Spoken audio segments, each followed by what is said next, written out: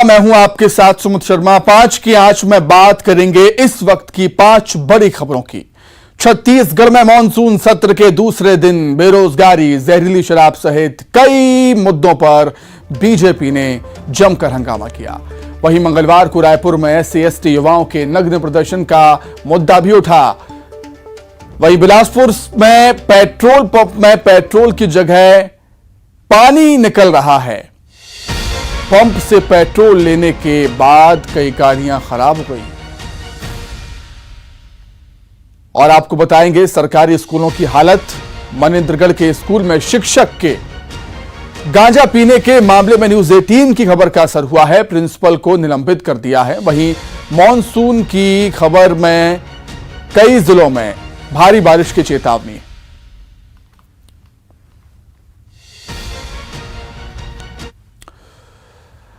रायपुर में मॉनसून सत्र के दूसरे दिन सदन में जबरदस्त हंगामा हुआ। बेरोजगारी भत्ते को लेकर बीजेपी ने जमकर हंगामा किया है। उच्च शिक्षा मंत्री के बयान से असंतुष्ट विपक्ष ने जमकर हंगामा किया। बेरोजगारी के मुद्दे पर विपक्ष ने जमकर नारेबाजी की। सदन में जहरीली शराब से मौत का मुद्दा भी उठा। नेता प्रतिपक्ष ने जहरीली शराब से मौत का मुद्दा उठाया। वहीं कांग्रेस कार्यकर्ता पर शराब बेचने का आरोप भी लगाया। मंत्री कवासी लखमा ने कहा कि जहरीली शराब से किसी की मौत नहीं हुई। सदन में SC/ST युवाओं के नग्न प्रदर्शन का मुद्दा भी उठा। बीजेपी के विधायक शिवरतन शर्मा ने यह मामला उठाया। घटना से पूरा छत्तीसगढ़ शर्मसार है, शिवरतन शर्मा ने कहा। शिव कुमार डहरिया ने कहा कि यह आप लोगों का ही पाप है। युवाओं के नग्न प्रदर्शन पर सदन में जमकर बयानबाजी हुई।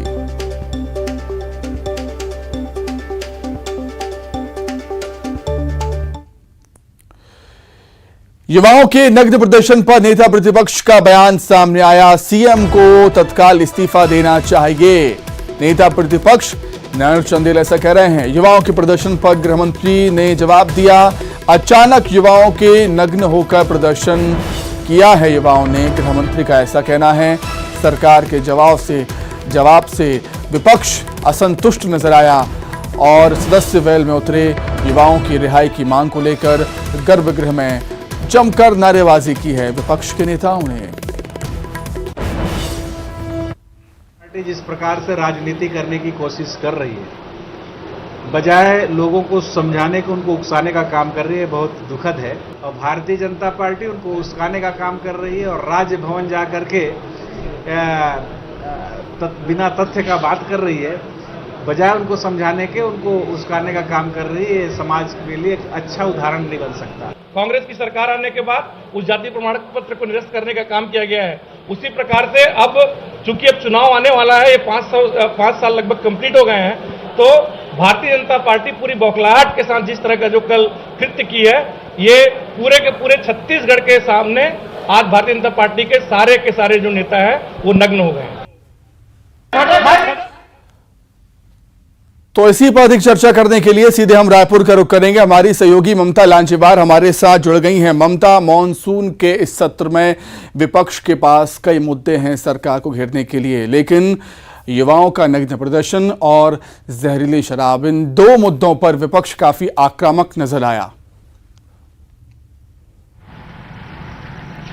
बिल्कुल देखिए, और ये मुद्दा अभी भी गरमाया हुआ है और लगता नहीं कि इतनी जल्दी ठंडा होगा। और चुनाव है आने वाले समय में, तो जाहिर तौर पर चुनाव में भी ये मुद्दा गरमाया रहेगा। और विधानसभा में अगर हम बात करें तो आज जो है दोनों ही पार्टियां एक दूसरे पर इसको लेकर आरोप प्रत्यारोप करती रही है और कल जो है अलग अलग तरह से बयानबाजी होती रही है। TS सिंहदेव जो उप मुख्यमंत्री है, उन्होंने कहा कि ये महज युवाओं का प्रदर्शन नहीं है, इसके पीछे एक बड़ा षड्यंत्र है। और जो टाइमिंग है उनकी, जिस तरीके से VIP काफिला गुजर रहा था और उसी टाइम पे वो प्रोटेस्ट करने के लिए काफिले के सामने आ गए, तो कहीं ना कहीं बाहरी सपोर्ट रहा है। और उन्होंने ये भी कहा कि जो अधिकारी है उनकी भी जांच करनी चाहिए और जो दोषी है उन पर कार्रवाई करनी चाहिए। दूसरी तरफ अगर हम बात करें तो बीजेपी के जो विधायक हैं, उन्होंने जब कांग्रेस के विधायकों ने इसे अश्लील प्रदर्शन कहा तो बीजेपी के विधायकों ने कहा कि इसे अश्लील कैसे कर सकते हैं। उन्होंने कहा कि धर्म विशेष के जो संत हैं वो जब निर्वस्त्र रहते हैं तो उनको प्रणाम किया जाता है। और आज हमारे समाज के या एससी समाज के जो लोग हैं, अगर वो अपने अधिकारों को लेकर प्रदर्शन कर रहे हैं तो उसको कैसे अश्लील कहा जा सकता है। आमरण अनशन उन्होंने किया था, लेकिन तब भी उनकी बात नहीं सुनी गई, तो फिर वो क्या करते, उसको उनके जो हताशा का जो स्तर है वो इतना बढ़ गया था कि उन्हें लगा कि इसके अलावा कोई तरीका नहीं बच जाता है। तो बहरहाल इस पर जो है मसला गरमाया हुआ है। हालांकि कल मुख्य सचिव ने बैठक बुलाई हुई है। जिन जिन विभागों को ये चिट्ठी दी गई थी, पहले 2020 में वो चिट्ठी दी गई थी कि ऐसे लोग जो लोग फर्जी सर्टिफिकेट के आधार पर नौकरी कर रहे हैं उन पर कार्रवाई की जाए। ये भी बताया गया था कि उनमें से कुछ लोग जो है वो न्यायालय गए हुए हैं और स्टे लेकर आए हुए हैं, तो उनको छोड़कर बाकी पर कार्रवाई होनी चाहिए। तो कल भी नजर रहेगी। दूसरी बात अगर बात करें, ममता, ये तो युवाओं के प्रदर्शन की बात हुई। एक और मुद्दा काफी गूंजा था, काफी उठा था, वो था जहरीली शराब से लोगों की मौत का मुद्दा। इस पर भी विपक्ष ने काफी हमला बोला है सत्ता पक्ष पर। बिल्कुल, देखिए, जहरीली शराब पीने से 3 लोगों की मौत हो गई थी और उसमें से एक सैनिक भी थे। और इसी को लेकर जो नेता प्रतिपक्ष नारायण चंदेल है, उन्होंने सत्ता पक्ष को घेरा था और उन्होंने पूछा था कि और कितने लोगों की मौत जो है जहरीली शराब पीने से हुई है। इस मामले में सरकार ने किस तरह का क्या संज्ञान लिया। तो इस पर आबकारी मंत्री ने कहा कि एक की जो मौत हुई है वो जहरीली शराब पीने से नहीं हुई थी, बल्कि दवाई की वजह से हुई थी।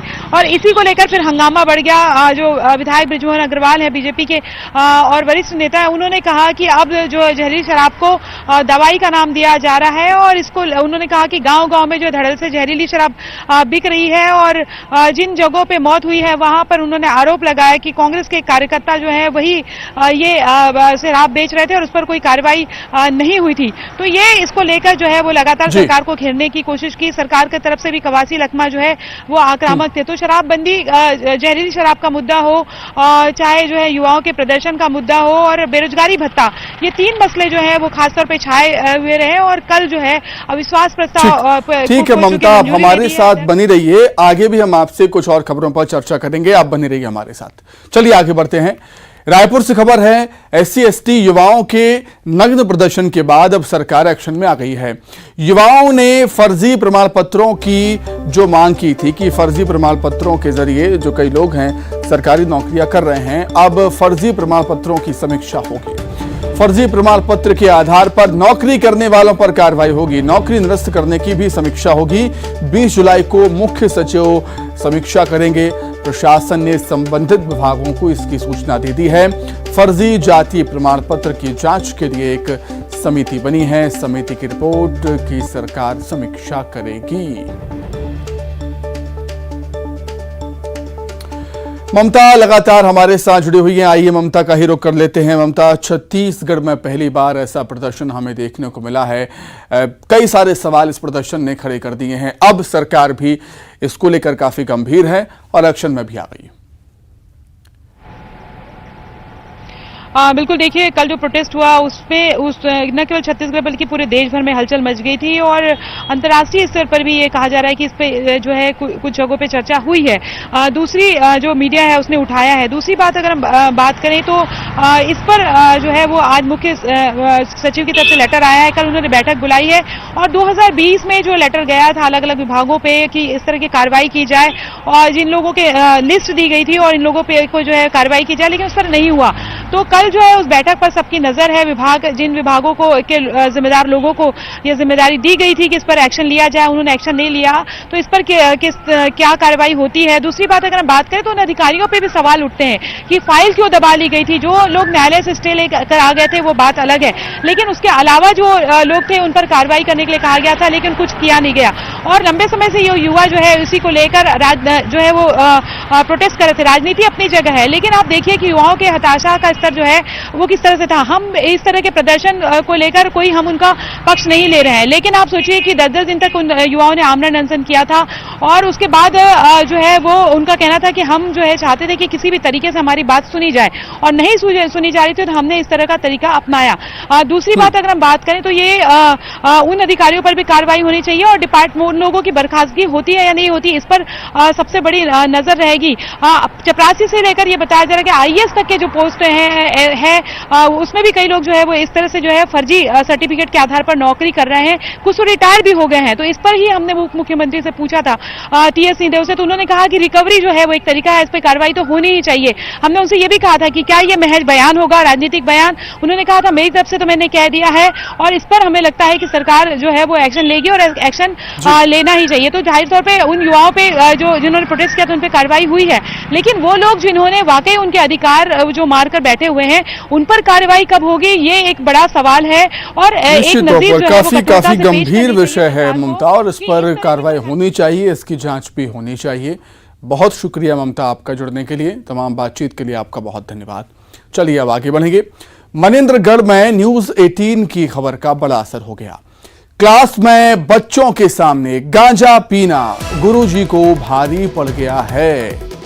क्लास में गांजा पीना प्रिंसिपल को भारी पड़ा। शिक्षा विभाग ने प्रिंसिपल को तुरंत निलंबित कर दिया। जिला शिक्षा अधिकारी ने इसके आदेश जारी कर दिए।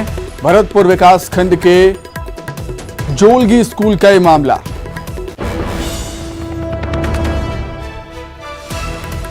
तो गंजेड़ी गुरुजी पर कार्रवाई हुई है, निलंबित हो गए हैं मां साहब।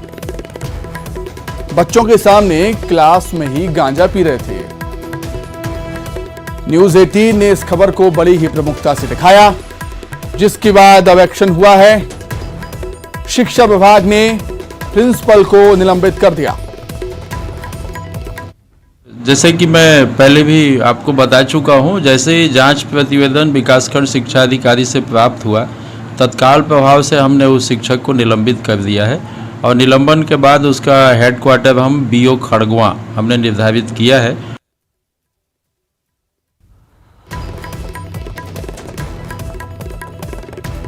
तो भरतपुर विकासखंड के जोलगी स्कूल का मामला, जहां क्लास में बच्चों के सामने ही प्रिंसिपल गांजा पीते हुए नजर आए।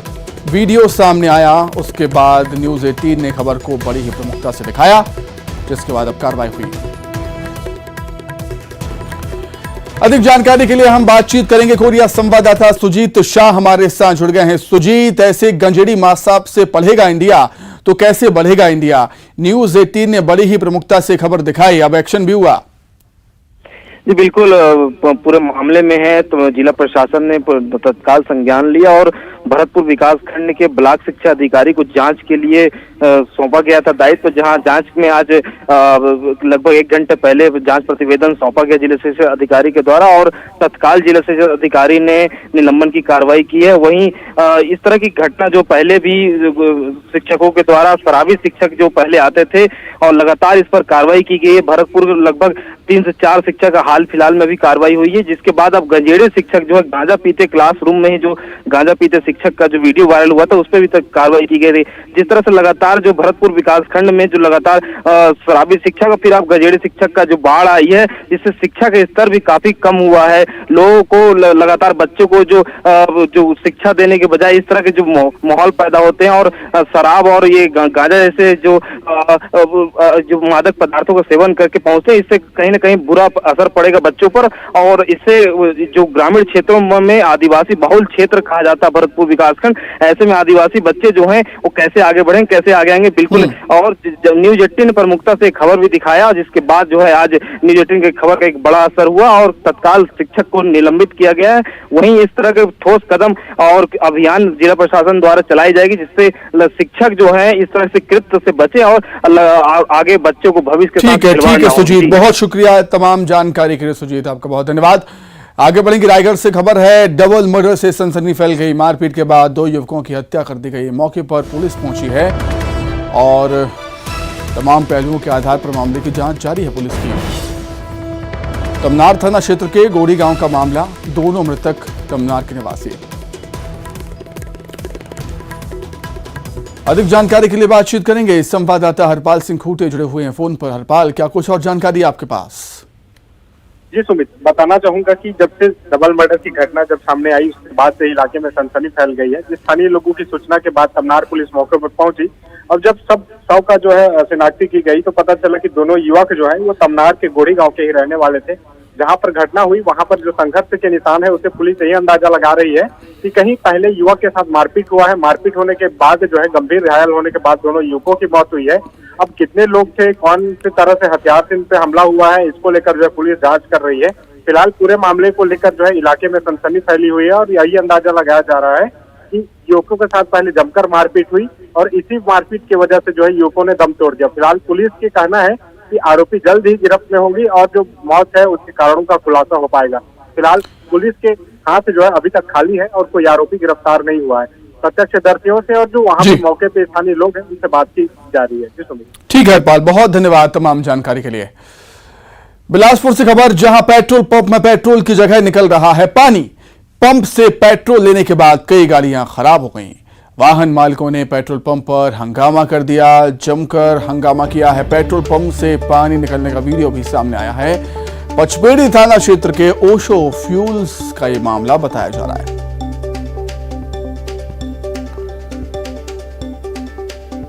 तो वाहन चालकों ने जब अपनी पेट्रोल की टंकी खाली की तो पेट्रोल की जगह उससे पानी निकला।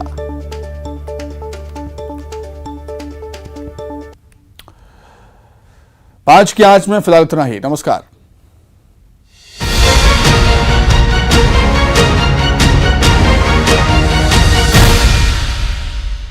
Headlines presented by pet